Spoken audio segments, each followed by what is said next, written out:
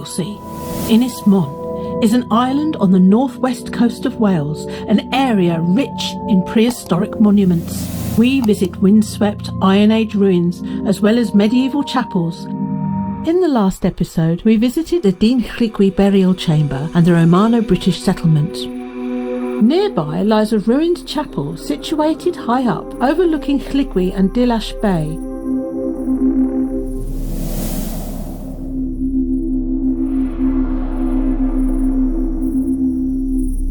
Hen-Capel-Lligwy.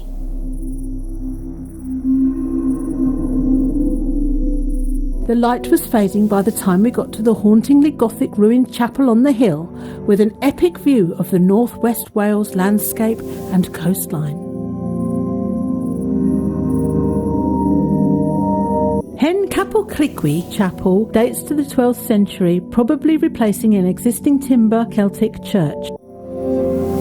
This followed a turbulent period of Viking raids and attempted Norman conquest, when many wooden structures on Anglesey and in northwest Wales were replaced with stone and churches were first built with stone.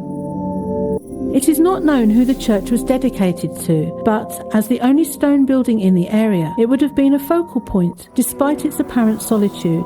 It was possibly once linked to Lligwy, but no relationship between them has yet been found. The church was repaired and refurbished in the 14th century, and a small chapel and crypt were added in the early 16th century. It remained in use for over 600 years, surviving Henry VIII's dissolution of 1547. It has even been suggested that because the Tudors originated from Anglesey, they may have protected this chapel. Hen-Capel-Lligwy fell into dereliction in the early 18th century, used until then as a private chapel for a venerable mansion. The long-gone Plas Lligwy, or Lligwy Hall, home of the Pierce Lloyd family. Today, the walls still remain, with some traces of internal render, but there is no roof. It retains its essential structure with its gable-end bellcote at the west end.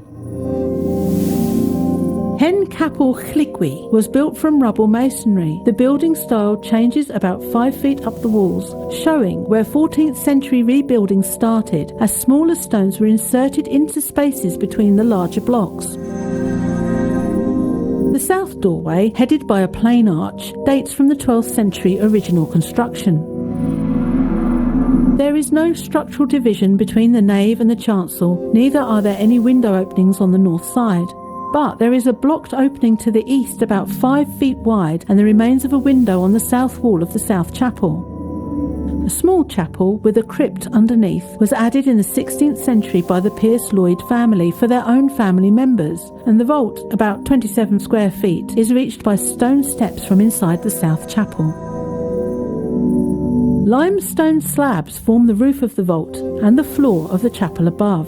There's a stone in the nave about 2 square feet with a hole at the top, which once might have been used as the churchyard cross.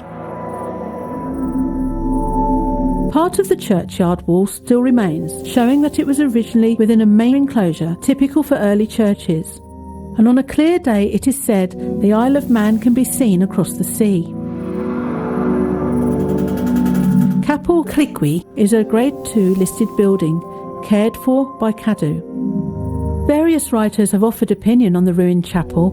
The 19th century antiquarian Anglesey Road described the architecture to be of the rudest kind, which bears testimony to its great antiquity.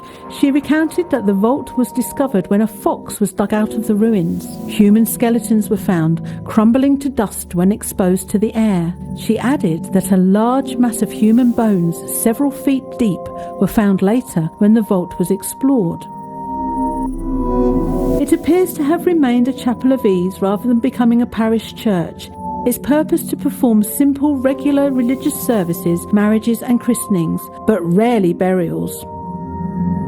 In 1999, a Welsh band of musicians called the Serpents used the vault for recording purposes. The collective included members of Echo and the Bunnymen, Super Furry Animals and Ectogra, and they produced an album called You Have Been Poisoned by the Serpents. The parish church of St Llanolgo is less than a mile away, while just to the north is Dillach Beach and to the south is Molvra, a small fishing village rich in maritime history.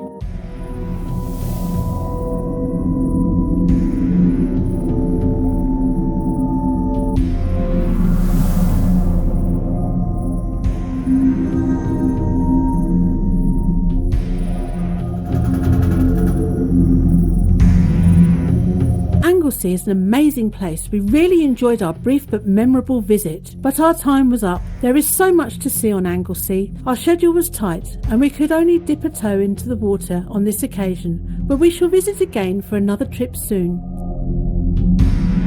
Please like, subscribe, click the bell icon. It will help us bring you more illuminating content.